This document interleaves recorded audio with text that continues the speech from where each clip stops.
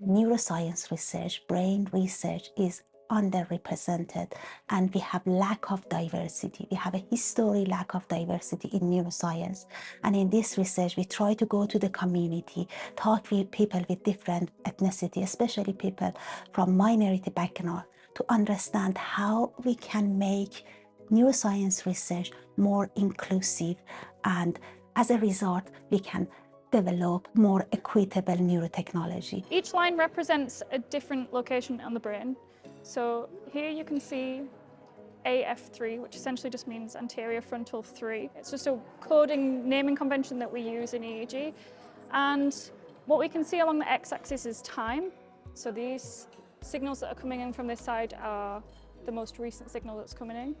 And then the lines kind of go up and down like this, and this is what we call amplitude. For the first time, I was scared how this instrument is working, but lately I knew that it is something that's normal. I was told that you're going to have a machine on your head, and I saw him tripping. I thought, oh dear, they cooked his brains, you know? Before, I didn't know anything. Just the people have problem, and then the doctor knows something different, and then they worry.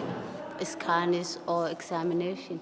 But now if you know the knowledge, you cannot worry that much. EEG technology is about electrodes that we put on the surface of a scalp to measure electrical activities generated by brain. Brain stimulation is a technology that can stimulate brain either from outside of the brain or from inside of the brain.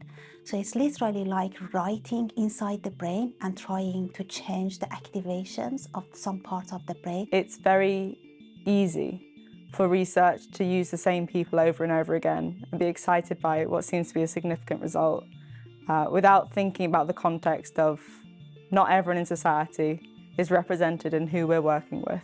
You don't really get invited to do stuff like that in research, especially people in my background, or a young black person doesn't really get involved or get asked to do stuff like that.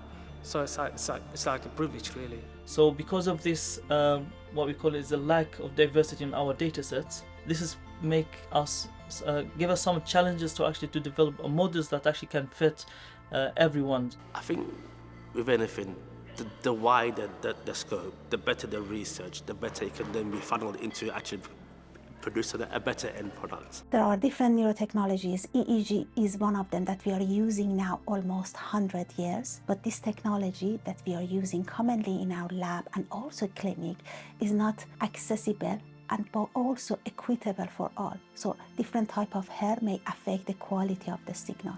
This is the same story for other neurotechnologies. Till this point, there's not really been a lot of optimizations, mostly been one size fits all. I couldn't record my own neural activity, and that was because of the hair texture I had. So during my dissertation, I knew I had to do something to make a difference, so I designed my own set of electrodes to hopefully circumvent this issue.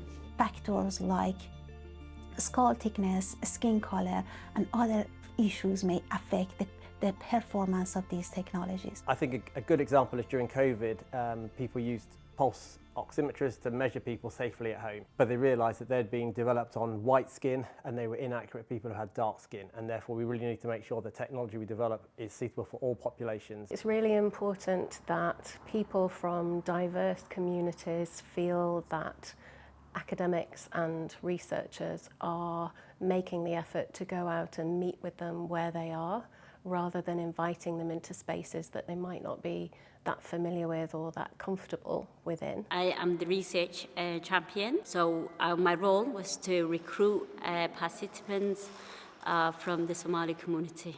I think before the researcher wasn't coming to us, saying communities are very hard to reach. I think we feel like the researchers are very hard to reach, okay? We know a lot about our community, we know about our culture, we know about, and our way of recruiting people. It's not only just about the sharing information, but it's also it's about explaining the value of the project, and also if they have any tough questions sometimes, because the community may have a lot of questions for the project.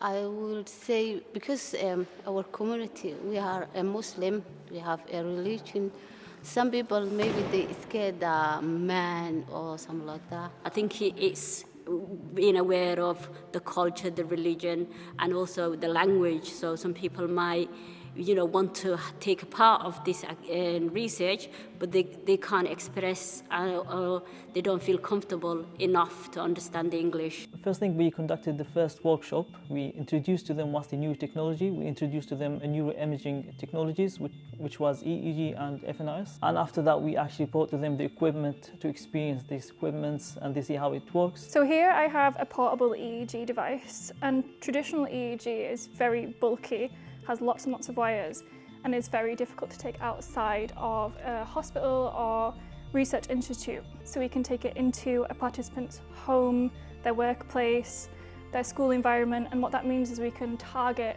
these underserved communities. Actually using the technology outside the lab, taking it down to the community centre is just as accurate as if I'm waiting for people to come up and see me. It's a process engaging with different communities. It needs time, patience, and it's a trust that is built over the time. Inclusive design in neurotechnology and generally any other medical device technology means that our users, our patients, should be in the core of our design, not only having them at the end when we assess the technology. I do sincerely advise people to come and take part and participate and to engage and then to build the awareness as well. I think it's just about building the trust. Without the work of projects such as this one, we run the risk of communities feeling marginalised, but also the technology that we use being less accurate.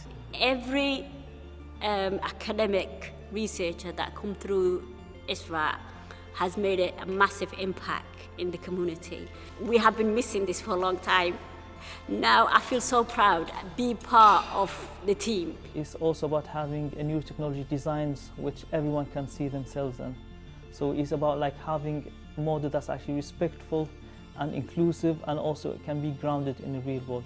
It's a responsibility of all of us that when we are trying to make a research, make a product, and especially a medical device, make sure that this device is working for all and it's inclusive and accessible. Diversity is a key point for innovation, and if we remove diversity from innovation, we wouldn't progress.